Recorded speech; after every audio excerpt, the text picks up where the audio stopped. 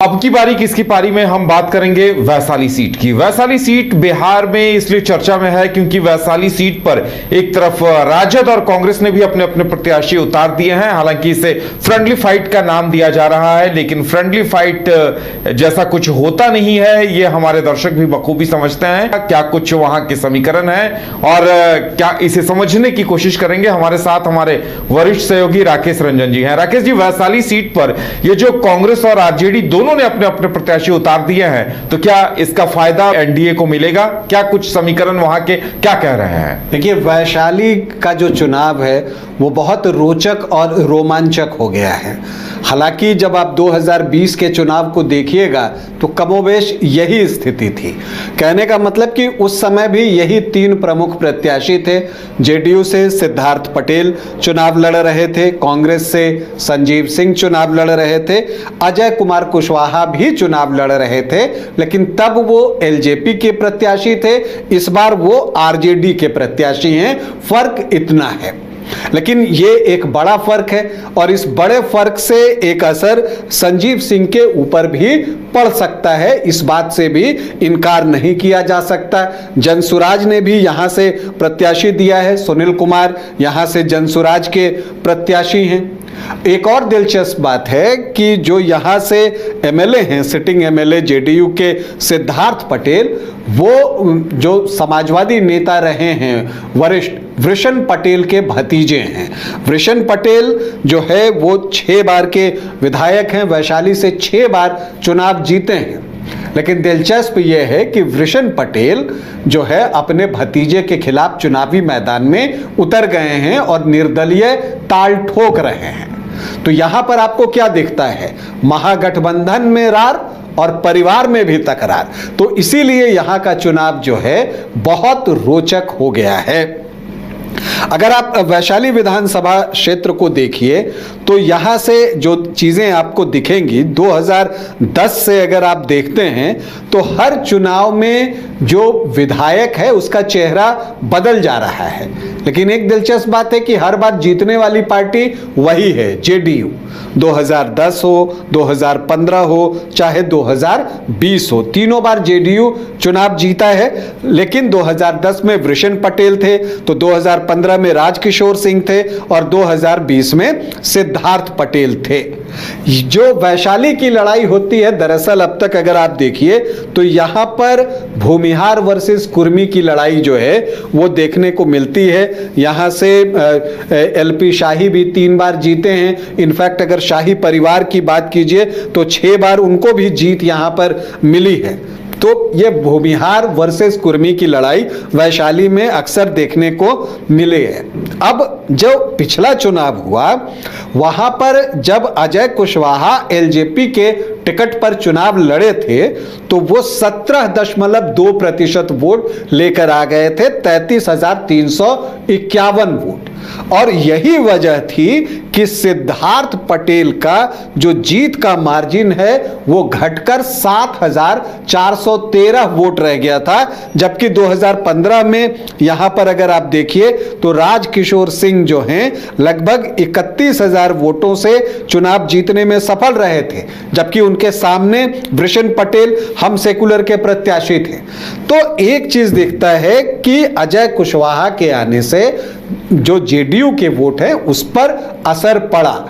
अब यही मैं कहता हूं कि यहां पर जो 2 प्रत्याशी हैं महागठबंधन से, ये उसको लाभ भी पहुंचा सकते हैं। क्योंकि देखिए, संजीव सिंह भूमिहार जाति से हैं तो वो भूमिहार वोटरों का बड़ा हिस्सा लेकर निकलेंगे। भूमिहार ट्रेडिशनली किसको वोट करते हैं? एनडीए को वोट करते हैं। इसी तरह से अजय कुशवाहा पिछली बार जो है 33,000 से ज्यादा वोट लेकर आए हैं, वो उन्होंने किसका नुकसान किया? उन्होंने भी जो है जेडीयू का नुकसान किया। इस बार भी वही करना चाहते हैं। तो इसमें जो कोशिश है वो ये है कि एक तरफ जो है भूमिहार वोटर संजीव सिंह को वोट करें तो एनडीए का वोट कम होगा, जो कुशवाहा वोटर्स हैं वो अजय कुमार को वोट करें तो यहां पर एनडीए का वोट कम होगा। यही रणनीति भी हो सकती है। हालांकि कहने के लिए इसको फ्रेंडली फाइट कहा जा रहा है और कहा जा रहा है कि बात बनी नहीं, लेकिन ये एक देखने की बात आपको यहां पर इस विधानसभा क्षेत्र में दिखेगी। आप कह सकते हैं कि आपस की जो यहां लड़ाई है, यह लड़ाई महागठबंधन को फायदा पहुंचा सकता है। अब इसमें अगर आप देखिए तो संजीव सिंह क्या चाहते हैं, कांग्रेस प्रत्याशी, वो जो है क्षेत्र में सक्रिय भी रहे हैं, तो वो क्या चाहते हैं, वो चाहते हैं कि MY का वोट उनको मिले और साथ में जो भूमिहार वोटर्स हैं जिनकी की संख्या यहां 9-10% है, कुछ लोग इसको 10-12 तक कहते हैं, वो वोट भी उनकी तरफ आ जाए। तो MY जो है वो 24 से 25% है और अगर भूमिहार के 9-10% आ गए तो 35-36% वोट हो जाएंगे और तब जो SC अनुसूचित जाति के वोट हैं और अदर OBC EBC जो यहां 10 से 11% हैं, उनके वोटों के सहारे एक बार 40% का आंकड़ा क्रॉस किया जाए और जब फाइट ट्रायंगुलर होगी तो 40% वोट जीतने के लिए काफी होता है। एग्जैक्ट यही चीज आरजेडी के भी प्रत्याशी सोच रहे हैं कि MY, चूंकि वो तो आरजेडी के कैंडिडेट हैं, तो उनको लगता है MY तो हमारा वोट है, तो MY के 24 से 25% वोट उनको मिल जाएं और साथ में उनको जो है कुशवाहा के 5 से 5.5-6% वोट वो उनको मिल जाए, तो वैसी परिस्थिति में जो उनका आंकड़ा है वो भी 30-32% के आसपास का पहुंच जाएगा और फिर अदर OBC EBC और जो SC वोटर्स हैं उनको जोड़कर वो जो है 38-39% का वोट ले आए और भूमिहार वोटर्स को संजीव सिंह काट दें, तो वो आराम से यहां चुनाव जीत सकते हैं। तो ऐसा नहीं है कि दोनों जो है वो छोड़ रहे हैं, दोनों के अपने समीकरण हैं। दोनों क्या चाहते हैं, दोनों चाहते हैं कि MY के साथ उनकी जाति का वोट उनको मिल जाए और जो दूसरा कैंडिडेट है वो अपनी जाति के वोट काटकर NDA को नुकसान पहुंचा दे। लेकिन इसमें एक डर है और डर यह है कि जो M और Y है वो आखिर किसको माने कि वो JDU के साथ करीबी मुकाबले में है, वो संजीव सिंह हैं या अजय कुशवाहा हैं। और अगर आप समझिए कि वो दोनों तरफ अगर बट जाता है MY, तो दोनों में से किसी की जीत नहीं होगी और वैसी परिस्थिति में JDU के सिद्धार्थ पटेल के लिए रास्ता आसान हो जाएगा। अब देखिए एक और चीज है, जब एक बार ये तय हो जाएगा कि ये पार्टी या ये व्यक्ति जो है JDU के साथ करीबी मुकाबले में है, तो वैसी परिस्थिति में क्या हो सकता है, मान लीजिए JDU वर्सेस कांग्रेस की बात हो जाती है कि यहां पर भूमिहार वर्सेस कुर्मी की बात हो जाती है, तब ऐसी परिस्थिति में कुशवाहा ये भी तो सोच सकते हैं कि फिर क्यों ना हम अपने लव कुश कॉम्बिनेशन के साथ चले जाएं। तो वैसी परिस्थिति में अजय कुशवाहा को अपेक्षित वोट नहीं मिलेगा और अगर जो है अजय कुशवाहा JDU के साथ मुकाबले में आ जाते हैं तो भूमिहार वोटर्स को लगेगा कि फिर हम संजीव सिंह को क्यों वोट दें, हम अपने परंपरागत तरह से हम NDA को वोट करते हैं, क्यों ना हम उधर चले जाएं। तो यह नुकसान भी हो सकता है। तो दोनों ही स्थिति यहां पर निर्मित हो सकती है।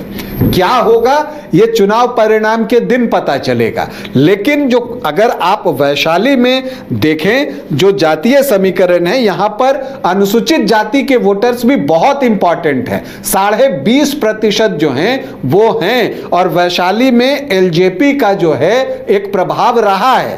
तो अब ऐसी परिस्थिति में LJP जो है अपने वोटों को कितना JDU की तरफ यहां पर ट्रांसफर करता है वो देखना जो है दिलचस्प होगा। यहां पर पासवान वोटर्स की संख्या अच्छी खासी है, तो वो वोटर्स अगर JDU की तरफ शिफ्ट हुए तब फिर JDU के लिए स्थिति अच्छी होगी। इसी तरह से अदर OBC में से बड़ा चंक कौन निकालता है उस पे भी परिणाम निर्भर करेगा, क्योंकि 10 से 11% जो है वो अदर OBC EBC भी हैं। तो वैशाली का चुनाव बहुत ही दिलचस्प हो गया है।